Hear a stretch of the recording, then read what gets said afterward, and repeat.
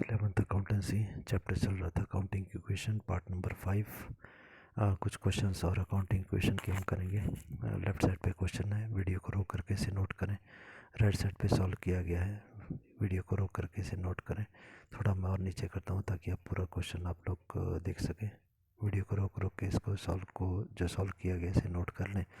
उसके बाद फिर हम डिस्कस करते हैं कि इसको कैसे सॉल्व किया गया। 9 के बाद 10 पार्ट ये है। ओके, यदि आपने नोट कर लिया वीडियो को रोक करके तो स्टार्ट करते हैं क्वेश्चन को। क्वेश्चन में फर्स्ट दिया गया, लेफ्ट साइड पे हम देखेंगे, show the impact of the following transaction on the accounting equation. ये जो ट्रांजैक्शन हमारे को दी गई इसका इफेक्ट हमने देखना है अकाउंटिंग इक्वेशन का क्या होता है। Check whether the equation is balanced और नॉट, और हमें ये भी चेक करना है कि इक्वेशन बैलेंस हमारी हुई या नहीं हुई।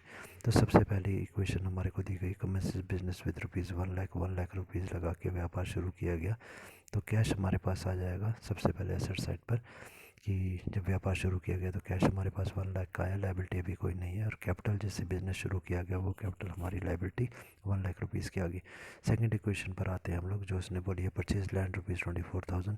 24,000 की लैंड परचेज़ की है। तो देखेंगे हम कैश कितना था हमारे पास, 1 लाख रुपीज़ का था। इसमें से 24,000 रुपीज़ हमने खर्च कर दिए होंगे लैंड को परचेज़ करने के लिए। तो कैश हमारे पास बच जाएगा 76,000 रुपीज़ का। लैंड हमारे पास आ गई 24,000 रुपीज़ की, ये भी हमारी एसेट है। तो टोटल एसेट सेम 1 लाख की हो गई और हमारी लायबिलिटी कोई नहीं है और कैपिटल हमारा 1 लाख रुपीज़ का आ गया। थर्ड ट्रांजेक्शन हमारे को दी गई है, होता है परचेस्ड और constructed building at A cost of ₹25,000। 25,000 rupees की एक बिल्डिंग हम लोगों ने बनाई है। तो जब 25,000 रुपीज़ की बिल्डिंग बनाई, इसका मतलब कैश हमने खर्च किया होगा 25,000। लास्ट ट्रांजेक्शन में हम देखें कैश हमारे पास बचा हुआ था 76,000 का, उसमें से 25,000 हमने खर्च कर दिया, तो कैश हमारे पास बच गया 51,000 का। लैंड हमारे पास 24,000 की पहले ही थी, वो एज इट इज़ हमारे पास आ गई। बिल्डिंग हमने परचेज़ की तो बिल्डिंग हमारे पास आ गई। बिल्डिंग हमारी एसेट होती है, तो टोटल एसेट 1 लाख की हो गई, लाइबिलिटी कोई नहीं है और कैपिटल 1 लाख की है। उसके बाद फोर्थ ट्रांजेक्शन हमको दी गई, परचेज फर्नीचर फॉर ₹5,000। फर्नीचर हमने 5,000 रुपीज़ का परचेज़ किया है। तो पैसा हमने दिया होगा, क्योंकि अगर क्रेडिट पर होता तो हमें पार्टी का नाम दिया होना था, कंपनी का नाम, वो नहीं दिया गया। इसी फोर्थ ट्रांजेक्शन पर आते हैं हम लोग, और यहाँ पर 5,000 रुपीज़ का हमने फर्नीचर ख़रीदा। 5,000 का ख़रीदा है फर्नीचर, तो 5,000 कैश हमने पे किया होगा। 51,000 कैश हमारे पास बचा हुआ था, उसमें से 5,000 हमने पे कर दिया, बच गया 46,000। लैंड हमारे पास 24,000 की थी, वो एज इट इज़ आ गई। बिल्डिंग हमारे पास आ गई, पर फर्नीचर जो ख़रीदा ये भी तो हमारी एसेट होगी।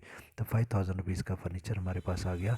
टोटल एसेट वही हमारी 1 लाख रुपीज़ की हो गई, लाइबिलिटी कोई नहीं है और कैपिटल हमारी 1 लाख रुपीज़ की है। आते हैं ट्रांजेक्शन नंबर 6 पर। यहाँ पर बोलता है purchase goods for ₹8,000 for cash. 8,000 rupees की गुड्स हमने खरीदी हैं और कैश पर खरीदी हैं। तो कैश पर खरीदी हैं गुड्स।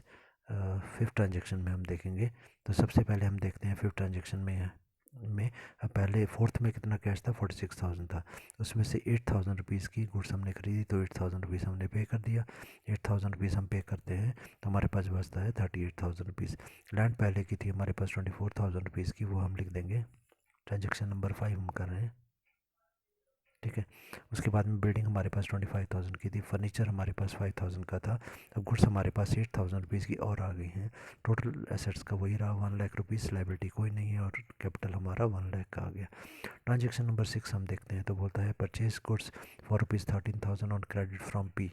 पी कोई व्यक्ति है जिससे हमने गुड्स खरीदी हैं 13,000 रुपीज़ की। क्रेडिट पर खरीदी, उधार पर तो कैश पे कोई फ़र्क नहीं पड़ा, इसलिए 6 ट्रांजेक्शन में कैश हमारे पास, 5वें ट्रांजेक्शन में कैश हमारे पास 38 का, तो 38 का ही कैश है। लैंड पे भी कोई फ़र्क नहीं पड़ा, 24,000 की रह गई। बिल्डिंग 25,000 की ही रह गई। फर्नीचर हमारा 5,000 का ही था। गुड्स हमारे को क्या बोला गया, हमने 13,000 की परचेज़ की हैं। तो ट्रांजेक्शन नंबर 5 में हम देखते हैं गुड्स हमारे पास 8,000 की थी, 13,000 की और आ गई, तो टोटल हो गई गुड्स हमारे पास 21,000 रुपीज़ की। अब हमारी एसेट्स का टोटल हो गया 1,13,000। पी से हमने गुड्स को परचेज़ किया है उधार पर, तो पी हमारी लाइबिलिटी होगी हमारे क्रेडिटर हो गए। तो लाइबिलिटी साइड पर हम दिखाएंगे पी 13,000 और कैपिटल हमारा 1 लाख रुपीज़ का ही रहेगा। ट्रांजेक्शन नंबर 7 हम देखते हैं, तो उसमें हमारे को ये बोला गया, sold goods for cash ₹18,000 costing ₹12,600। यहाँ ध्यान देना है कि गुड्स हमने बेची हैं, कैश पर बेची हैं 18,000 की, पर जिनकी कॉस्ट थी 12,000 600। इसका मतलब अगर 12,600 की गुड्स 18,000 में बेची हैं तो कैश कितना आया, 18,000 का आया। कैश में ऐड हो जाएगा, कैश हमारे पास था 38,000, उसमें 18,000 ऐड हो जाएगा, बाहर आएगा 56,000 रुपीज़। लैंड 24,000 की, बिल्डिंग 25,000 की, फर्नीचर 5,000 का, गुड्स हमारे पास 21,000 रुपीज़ की बची हुई थी, जिसमें से 12,600 रुपीज़ की जो गुड्स थी वो हमने बेच दी तो माइनस करेंगे। बाकी हमारी गुड्स बची हैं अब 8,400 रुपीज़ की बाहर। ठीक है, तो टोटल आ जाएगा हमारा एसेट साइड का 1,18,400। लाइबिलिटी हमारी पे की थी 13,000 और 1,00,000 रुपीज़ कैपिटल थी। तो हम देख रहे हैं कि 12,600 रुपीज़ की गुड्स को हमने 18,000 में बेच दिया तो हमारे को प्रॉफिट हुआ है 5,400 का। हम जानते हैं प्रॉफिट कैपिटल में ऐड हो जाता है, तो अब प्रॉफिट का टोटल हो गया 1,05,400। नेक्स्ट ट्रांजेक्शन नंबर 8 पर आते हैं। ट्रांजेक्शन नंबर 8 बोलता है paid salary ₹2,000 to salesman. Salary हम पे कर रहे हैं 8 ट्रांजेक्शन में। सैलरी अगर हम देते हैं तो कैश हमारी तरफ से जाता है। 7 ट्रांजेक्शन में देखते हैं कैश 56,000 का था, उसमें से 2,000 हमने दे दिया तो 54,000 बच गया। लैंड 24,000 की थी वो ऐसे ही आएगी, बिल्डिंग 25 की थी वैसे ही आएगी, फर्नीचर वैसे ही आएगा 5,000 का। गुड्स पे भी कोई फ़र्क नहीं पड़ा 8,400 की, और लाइबिलिटी पे भी कोई फ़र्क नहीं पड़ा 13,000। एसेट का टोटल 1,16,400 आ जाएगा। अब देखें अगर हम सैलरी देते हैं तो हमारे को लॉस होता है, एक्सपेंस है हमारा, इसलिए कैपिटल हमारे पास था 1,05,400। इसमें से एक्सपेंस हमने माइनस किया 2,000 का, तो बाहर अमाउंट जो शेष अमाउंट बचा है बैलेंस वो है 1,03,400। ट्रांजेक्शन नंबर 9 पर आते हैं। बोलता है paid to P on account ₹7,000। भाई पी कोई आदमी था जो हमारे करेक्टर दिखाई दे रहा है लाइबिलिटी साइड पर, उसको हमने पे कर दिया कितना 7,000 पे किया। इसका 7,000 कैश दिया होगा, तो हमारे पास कैश जो था वो 54,000 का था ट्रांजेक्शन नंबर 8 में। तो उसमें से 7,000 पे कर दिया, माइनस करेंगे बचेगा 47,000। लैंड 24,000 की, बिल्डिंग 25,000 की, फर्नीचर 5,000 का, गुड्स 8,400 की, वो एज इट इज़ आएंगी। तो एसेट का टोटल हो गया 1,09,400।